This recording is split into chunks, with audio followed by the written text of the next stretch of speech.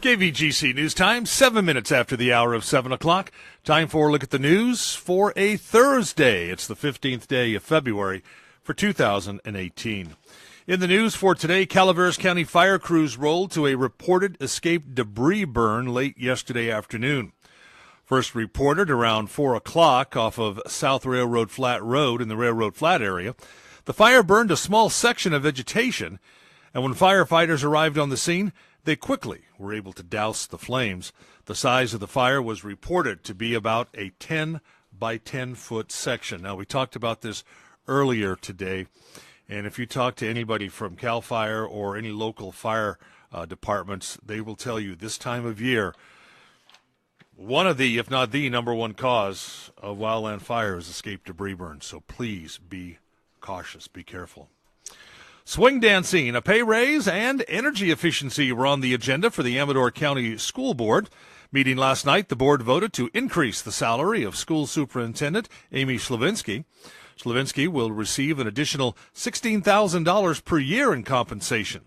The increase is to reflect the increased duties as head of the County Office of Education.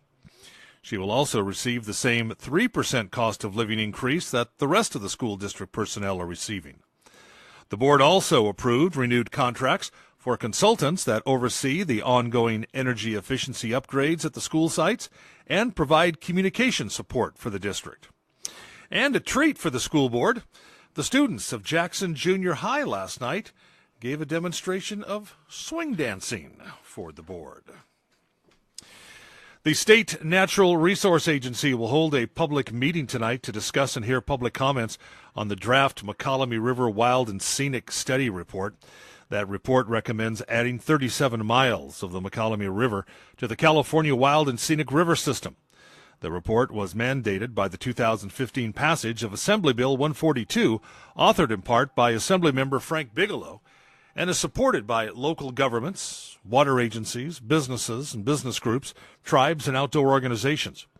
AB 142 requires the Natural Resource Agency to conduct a study to determine the suitability of sections of the upper Mokelumne River and North Fork of the Mokelumne for inclusion in the state system. Comments are due to the California Natural Resource Agency by February 28th. The agency will hold that public hearing tonight to discuss the study and hear the public's comment. It'll take place at the Mokelumne Hill Town Hall starting at 6 o'clock. Copies of that state study are available online at resources.ca.gov. I also believe you can view them on the, at least get a jump to the site, a link to the site on the Foothill Conservancy's board as well, Foothill Conservancy site. Well, Assistant Presiding Judge Renee Day has announced her run to retain her seat in the Amador County Superior Court. A resident of Sutter Creek, Day was appointed to the Amador Superior Court in November of 2015 by the governor following the retirement of Judge Susan Harlan. Judge Day first began serving children and families in Amador County in 2010 when she was appointed by Judge Harlan to serve as counsel for children and parents in the juvenile dependency matters. Then in 2014, she was appointed by Harlan and Judge Hermanson as Superior Court Commissioner, where she presided over small claims, case management, child support, and traffic matters, in addition to serving as the court's staff attorney.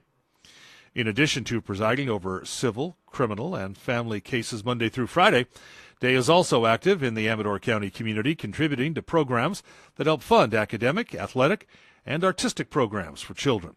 She's also participated in judging youth speech contests and frequently speaks to community groups on children's issues involving court proceedings.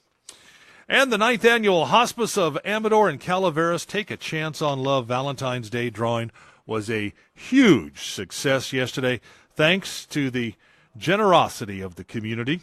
And 2 local nonprofits won big this year, thanks to the generosity of Stan Lukowitz. Lukowitz donated $5,000 worth of tickets to 10 local nonprofits. This year's big winners, the Jackson Fire Department walked away with those $13,000 diamond earrings. The Mexico Beach House was won by Christmas to Remember, and Christmas to Remember immediately re-gifted the gift back to Hospice for use at the Hospice 2018 art auction. The Yosemite Cabin was won by Aaron May. The Maui Beachfront Condo, Elizabeth Hepworth. Local Golf Package, Richard Sprinkle. The Airplane Ride and Picnic by Ray Waller. And the Local Art by Evelyn Alviso. Evelyn was actually on site yesterday when her name was pulled. Hospice of Amador in Calaveras thanks the generous prize donors, Stan Lukowitz, Frank Manzano, Paul and Tammy Accinelli, the Gilman family, Dr. and Mrs. Ralph Harder, Jim and Cheryl McLeod of Foothill Aviation, Brent Parsons, and Castle Oaks, Greenhorn Creek, and Saddle Creek Resorts. And a big thank you also to the two $100 plus sponsors, the Small Town Wine Bar and Murphy's Hotel, and to Dawn Santos for providing some awesome cupcakes for yesterday's drawing party. They were great. She had 3 different flavors, and they were tasty, to say the least. You can watch the drawing on the Hospice of Amador or KVGC Facebook page. It was streamed live on Facebook Live. That's a look at local news on a Gold Country Thursday morning. From the KVGC News Center, I'm Jim Geedy reporting.